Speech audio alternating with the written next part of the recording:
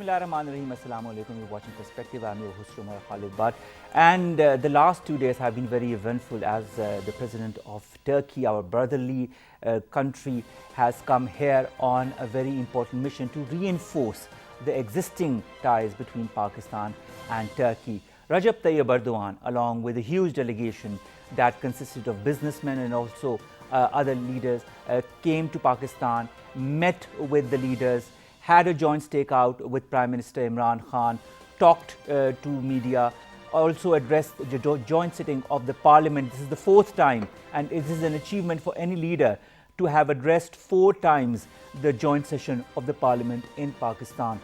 Along with that, 13 MOUs have been signed, an agreement has been signed. For our channel, it's very good because the TRT and Pakistan Television have signed an MOU as well for joint cooperation. The Turkish dramas will be shown on our network, and we're very happy about that.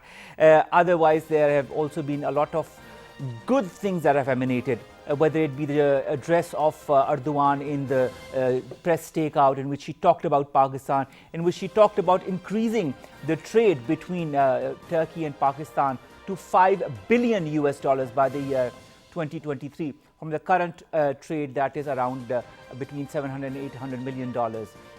This is only but good news. And also, he has always, as has always Turkey, been a good friend of Pakistan in need. It has always been there whenever Pakistan needed any help. It has always supported Pakistan when it comes to the Kashmir issue. And he talked about the Kashmir issue as well, not only during the joint parliament sitting, but also during the press stakeout. Without further ado, I'll now introduce my 3 guests who are here to talk more about the importance of this visit of President Recep Tayyip Erdogan and his delegation to Pakistan.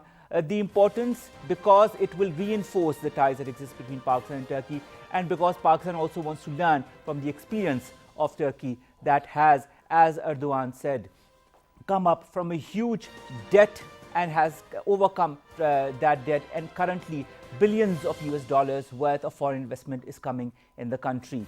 Our Prime Minister has cited time and again that he cites the Turkish example as something that he'd like to follow. Now, to talk more about that, let me introduce to you my 3 guests. On my very right is Mohammad Ahmed Saab. He is the President of the Islamabad Chamber of Commerce and Industries. Thank you very much, sir, to have joined us. Thank you, sir. Our second guest is Sultan Shahryar. You are a leader from the PMLN. Thank you very much, Sultan, to have joined us as well. Our third guest, I have met her many a times, and she's a wonderful lady, an MNA from the PTI, Amna Qadir Saiba. Thank you very much, ma'am, to have joined us as well. Welcome. And now we will, of course, start our conversation with Mohammad Ahmed Saab, because he represents an organization that is concerned with trade, and trade is something that both Pakistan and Turkey have been interested in expanding between the 2 brotherly states. Mohammad Ahmed, 13 MOUs are signed. Not only that, there is a declaration of a strategic economic framework that is signed as well between the 2 countries. The Turkish president cites the example of how his country has come up, has reduced the debt from the huge debt that they had to a very considerable low debt that they have currently, about the billions of US dollars that the foreign companies have invested. And our Prime Minister Imran Khan talks about how he cites the Turkish example as one that he would like to follow. What are the prime examples in the Turkish trade arena that you feel we could emulate? So let me just start by saying, actually, this trip of President Erdogan is very well self-explanatory. How it is, because we have seen, I'm witness to it, the way the businessmen are taking keen interest into B2B meetings, which we had yesterday, today as well. The outcome of such B2B meetings is such tremendous. I must tell you, the enthusiasm, the interest, and the satisfaction which they got from the both counter sides. Top leading industrialists and businessmen are meeting them on the counter side, and they are coming out with the solutions. When we talk about Turkish people, they are already very keen to have investment and some sort of joint ventures into Pakistani economy. They are taking Pakistani economy as the gateway for the profit margins, and not just only this, but they are also keeping an eye on Central Asian region. So I see and I take this as a businessman policy, side. These MOUs are not going to just flourish the economy, but it will just strengthen. It will also strengthen the ties which two brotherly countries keep and enjoy for the last so many years. And of course, you know, even President Erdogan said that from being a less strong economic country, now they are the 19th largest economy in the world, which is huge. That is tremendous for any president to say categorically to IMF, now we don't need a support of IMF, and in fact, if you want some money, we are ready to lend you back. The deficit we all know about, from 11% of budget deficit has dropped down to 2%. I believe they will be coming out of it. So this is a true sort of an example for Pakistani nation, and we are very hopeful and be keen that something productive is going to come out of this trip of President Erdogan. All right, Sultan, this is not the first trip of President Recep Tayyip Erdogan. This is his fourth trip, second as president and fourth overall. He came twice when he was Prime Minister of Turkey, and of course he was there when the previous government also came and it was in power. How do you see the relationship between Pakistan and Turkey as a layman and then as a political activist? First of all, I would like to congratulate you for the MOU that PTB signed with the Turkish government, and I think it brings the best for all of us. And as far as the relations between Pakistan and Turkey are concerned, I mean, they are more than a century old, I would say. If you go to that movement, which we started in the beginning of the 20th century. Khilafat movement. Yeah, Khilafat movement. And during last 8 or 10 years, I think these relations have strengthened indeed.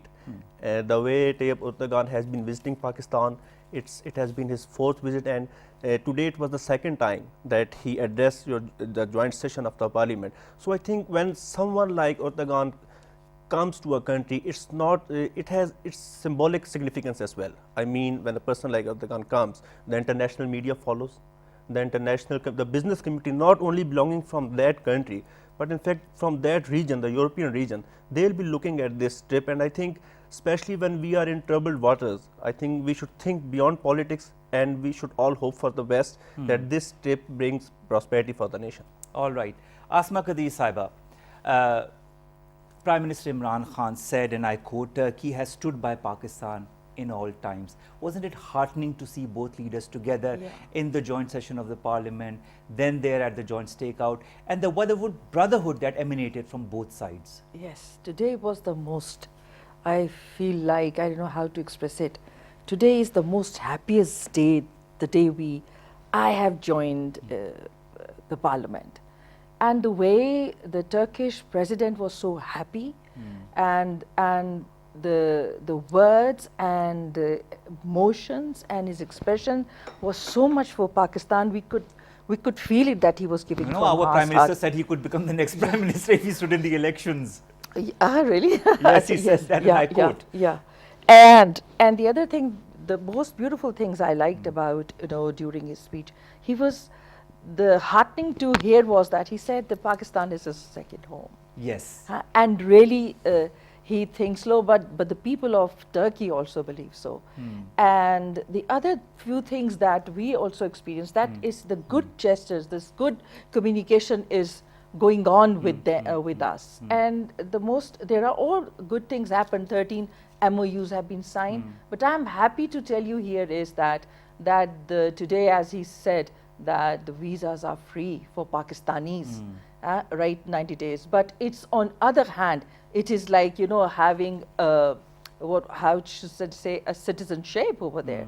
So it is the greatest thing ever happened in Pakistan after independence, even after Khilafat movement, I would say. All right. It's the greatest thing. You're very happy as a I'm so as a happy. part of This the should have been happen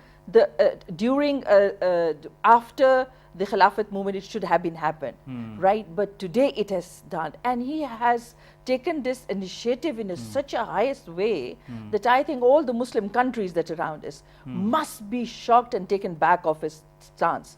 Why? Because doing so, now the way our economy, the Pakistani rupee, the currency is gonna rise, and the way it's gonna, the dollar is gonna stable. But I also, inshallah ta'ala, what I feel it's gonna go down. And the other is that our youth, which is of 64%, they got a chance, they got the door open, and they're, because Turkey is welcoming them. So this is the biggest there's so much good news which I want to pour it out, but I think during the course of the show we'll have tremendous occasions to pour that out. Yeah, today is the greatest day. Exactly, yeah. definitely. And congratulations to the nation. Exactly. And to you all as well. And to you as well. Thank you. Muhammad Ahmed Saab, while they were holding the joint press takeout, President Erdogan said that there are certain areas where both countries could work together. He talked about energy, tourism, transport, healthcare, education, and law enforcement. Now, you being a part of the commerce and industries of one of the leading places in Pakistan, how do you feel we can come around that? Should we do it in a phased manner, or can we work on all of these factors jointly? Look, Umar, we need to understand one thing. There is a proposal. It now depends upon you how you take it as. So the proposal is that they are willingly, they have willingness to do and give you support in all these fields, not just all particularly these fields, but you can ask them whatever they have expertise in, as you are enjoying the good, very brotherlyhood relationship. Exactly. How the businessman community take it as. I've been raising this concept. We should have some sort of FTA, a free trade agreement with Turkey as soon as possible. There, in 2000, this was also talked about by Abdul Razak Daud Saab today. Yes, I was there on the same business forum. I raised this particular issue there as well, and it was seconded by all the business community. How we take it as now, you see, your neighboring countries. For example, like China, you have a free trade agreement. That trade agreement includes every single thing. So you're relying totally on one nation. Why don't you give the chance this to Turkey? And I believe you me, I can assure you this, once that FTA is in place, within a year, your trade will go beyond $2 billion trade mark. Now this is standing at what, $300 or $400 million. It was 700, I think, around. It is fluctuating. It was in 2011. It was nearly around $900 billion, but it dramatically came down to 400. Well, we have huge spectrum. In order to cash, they have excelled in many different fields. If you talk about their hospitality, yes, they have. Exactly. They are doing wow. The health sector, I mean, this is one sector that President Erdogan himself said that you should come, instead of going to the West, you should moreover come to Turkey and have yourself treated. Exactly. He's rightly so. I mean, the way they are expanding the healthcare, and now it is going beyond the limits of any Pakistani citizen who wants to go and get himself treated in westernized countries. It is going to be expensive. So this is just like a doorstep, you can say, Turkey, where you can get yourself treated on international European standards. Beside this, they are very good in education system. Then we have seen in iron and steel. There are particular many things. So once that FTA is in place, our economy, there is no as such a thing which can stop our economy to grow. All right. Sultan, let's talk about the Kashmir issue. This is one issue that Turkey, along with Malaysia, and I need to point out these two countries, have been highlighting time and again on different fora, and openly and explicitly, without any fear whatsoever from any other country or any pressure from India or any other country whatsoever. How important is that support on the Kashmir issue from Turkey? I think Turkey was there right from the beginning, even if you go back in August 2019, when India annexed occupied Kashmir, and Turkey was among the nations that came in front and they gave very clear-cut statements. So I think today's address, when Turkish president, he addressed about the Kashmir issue, I think it was something very positive for the Muslim Ummah and for the ties between the both nations. And then he talked about the FATF as well, that he'll be supporting us there. Exactly.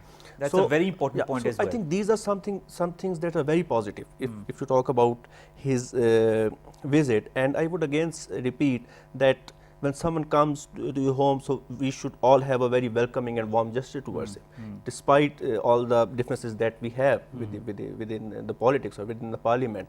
And I would like to draw the attention towards the fact that today there was a joint session, and the way the Turkish president was applauded by the PML and lawmakers. Exactly, and this is what our Prime Minister said, even not only by the government but also by the opposition. There was the huge even the Prime Minister appreciated it. So I think these are the good gestures, and they should continue in the future as well. But I would not go to that in 2016 when the same president came, and the PTI lawmakers, they boycotted the joint session. All right. So that's past. But as you asked about the Kashmir issue, I think there have been some very good developments, and Turkey has been repeatedly supporting us on the Kashmir issue. All right. Support of Kashmir by Turkey, support on FATF by Turkey. Is it not an achievement of the current government, especially when we talk of FATF? Yeah, I want to congratulate to the current government. They have done it very marvelously, very patiently and very wisely. And doing so, we have also achieved not the popular attention of the world on the World Forum, but also people, the international forum is very much also taken aback with the statements that President Erdogan gave, and that is that Kashmir issue is for them. Kashmir issue is exactly just like they feel it, the Kashmir issue, just like we feel for the Kashmiris and for Kashmir issue.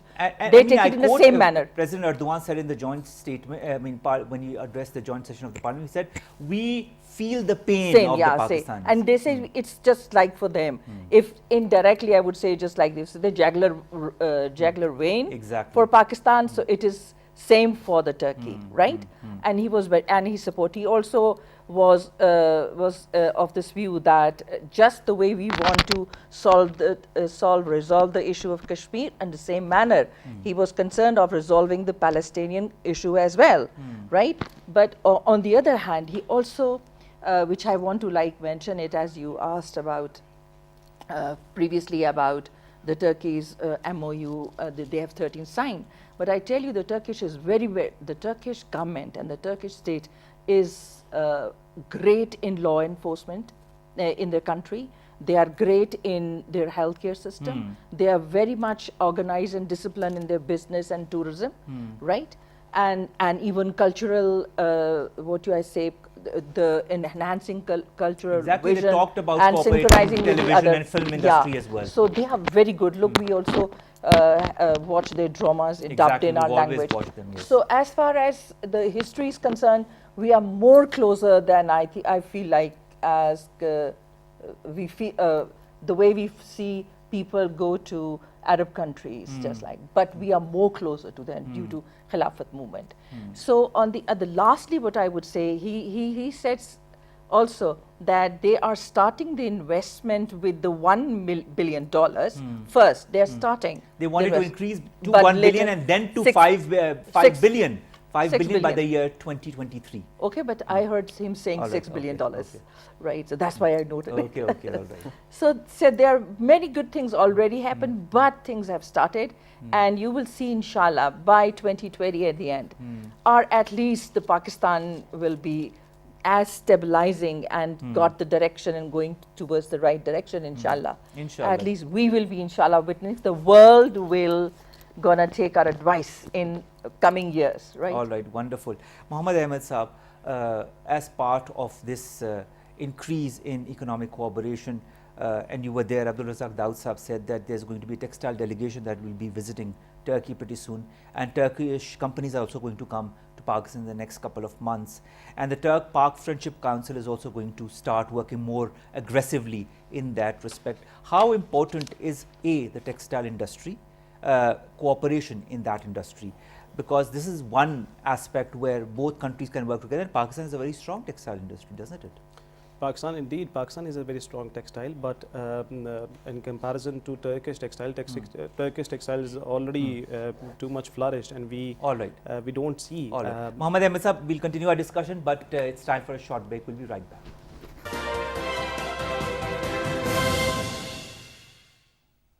Welcome back to Perspective, and we are talking about this historic visit of President of Turkey, Recep Tayyip Erdogan, along with his delegation to Pakistan, and the importance of this very interesting and eventful visit.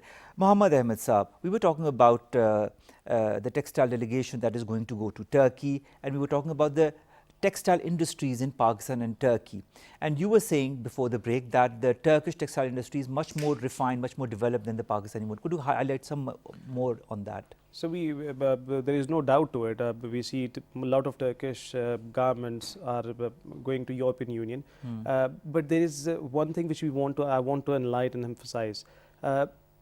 Only one sector, if we focused about Turkey, textile, we need to make sure that the full supply chain is there. We do not have to rely on other imported goods like dye, colors have been imported, threads has been imported. So they have to help us by putting their expertise and their special expertise. So that the raw material could be produced in Pakistan. So once the whole supply chain should be produced in Pakistan, then we need to learn from Turkish people and their top-notch companies. They should share their thoughts and expert the companies over here to market their product well, so that the value addition is the most important thing which Pakistan is lacking badly in. All right. We prepare our material and we just sell it as a semi-finished goods, and because of this purpose, the value addition, it does not come back to our country. This is the huge dilemma which Pakistan is facing. All right. So in terms of the joint ventures from both sides, particularly in textile, we want this. All right. But apart from textile, there are many different sectors where we want joint venture on the same like basis. We see Turkey, different sectors are very much excelling.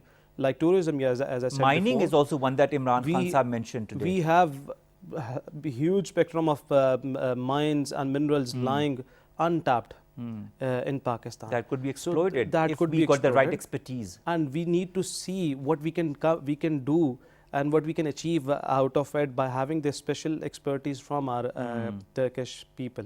All right. Another thing, Sultan Saab, in which both Pakistan and Turkey have worked together is working against terrorism, counter-terrorism efforts by both countries, that is Turkey and Pakistan. That was acknowledged by President Erdogan as well.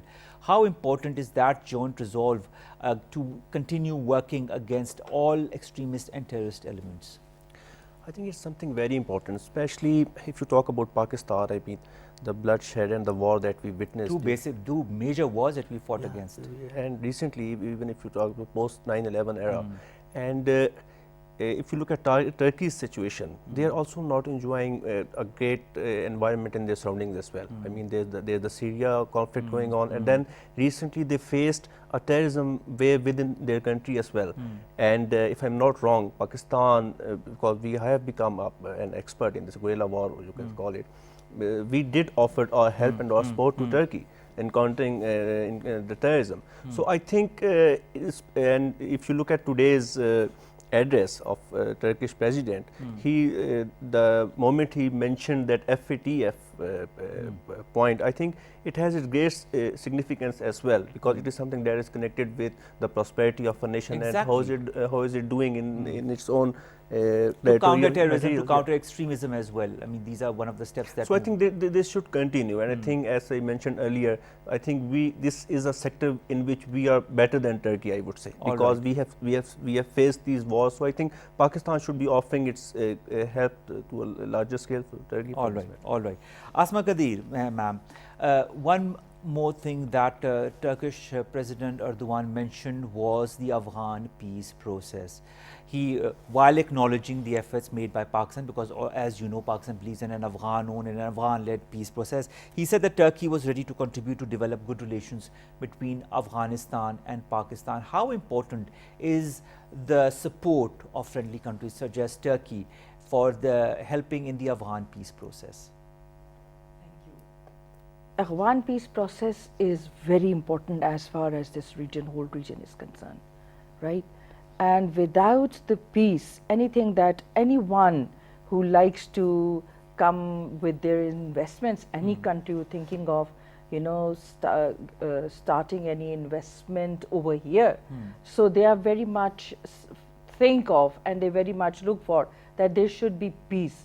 Otherwise, you know, things go very, like, you know, it's not we cannot go for the rather other countries will not go for the venture exploring. It's and very later important to have the backing of friendly countries as well when it comes to important matters such as so this. the peace is very important with that.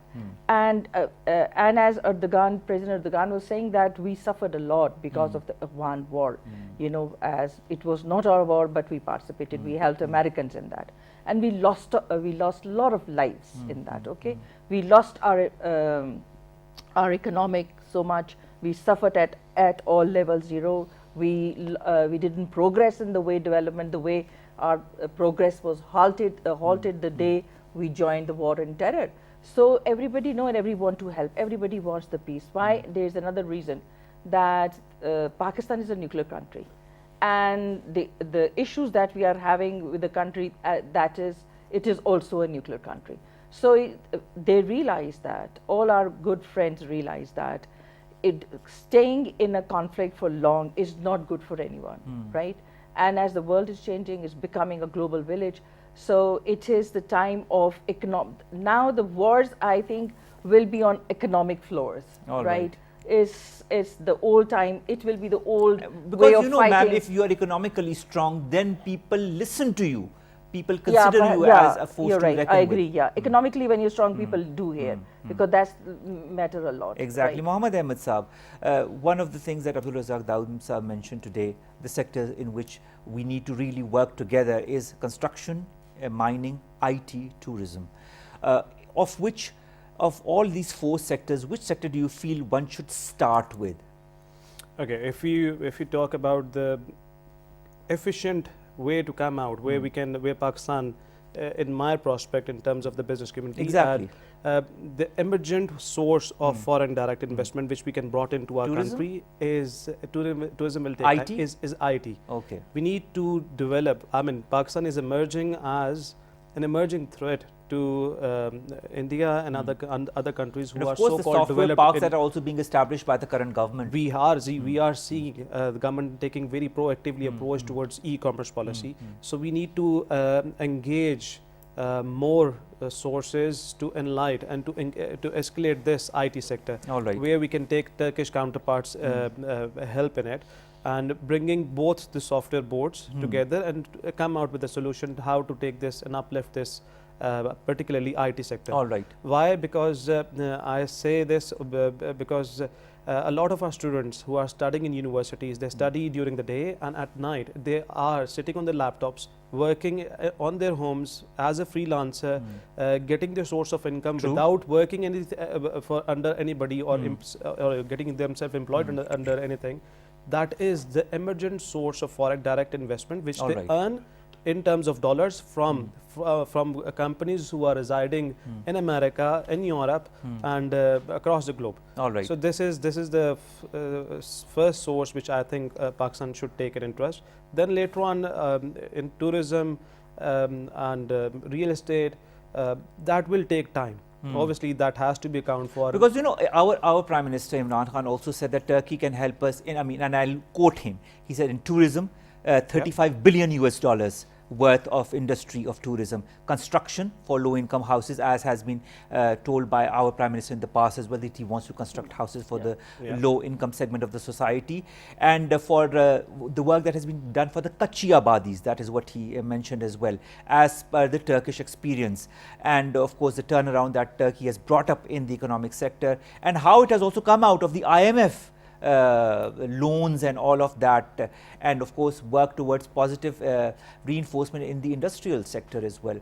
Of all of this, you said the IT is the first thing that can really reap quick dividends. What should that be followed by? The emergent source of income. Secondly, the tourism. Pakistan has a huge potential. There is True. no second doubt. Even True. the Prime Minister mentioned on his speech, Pakistan acclaimed as one of the top destination for Exactly. tourists. Forbes and magazine has the also magazine. mentioned that. So we need to explore that. We have hidden jewels in Pakistan. The north side of Pakistan is actually haven't been touched. So this is the potential where Pakistan is lacking.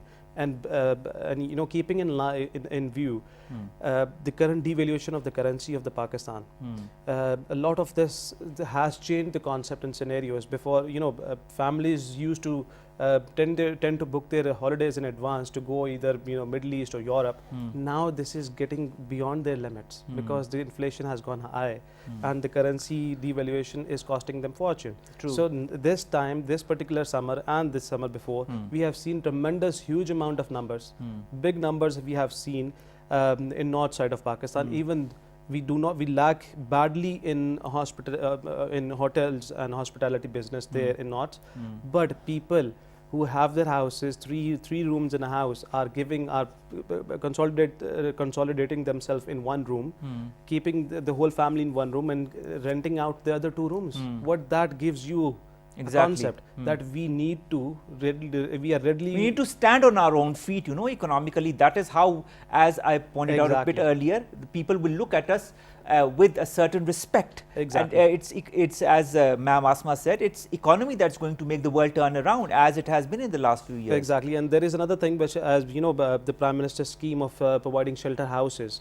We have this technology, only we need All this right. expertise All right. to build emergent source of shelter houses, as we are doing with the NGOs who are working in Pakistan, shelter houses for people who do not have houses. All right. Last comments from the both of you. I'll start with you, Sultan. Very important issue of Kashmir that we are plagued with. And President Erdogan, I'll quote, he said that he is sorry and disturbed to see that the situation is deteriorating due to the unilateral steps taken by one party. I'm really quoting exactly what he said. And he said Turkey favors peaceful solution through dialogue between Pakistan and India, but considering the expectations of the people of Indian occupied Kashmir. How do you see this statement? Well, it's been such a long time that we have been coming across such statements. I have no doubt in the statements. It was something very positive. But I think what needs to be done is, and not but whatever the government is, I think the Muslim Ummah, they should be united for this cause. And the UN, I mean, it's all too bookish, and we haven't seen any outcome of this issue. All right. You know. All right. So I think they need to raise their voice, and this should be raised jointly in the United Nations. All right, all right. Ma'am Asma, last comment on this. The importance that President Erdogan also gives towards the resolution of the Kashmir issue. Yeah, as he's been supporting the cause for a very, very long time, very strongly and in very strong words. But in my own opinion, I also see that actually the things are on the international floor very rightly. All right. But I feel that it is a corrupted agenda of British government.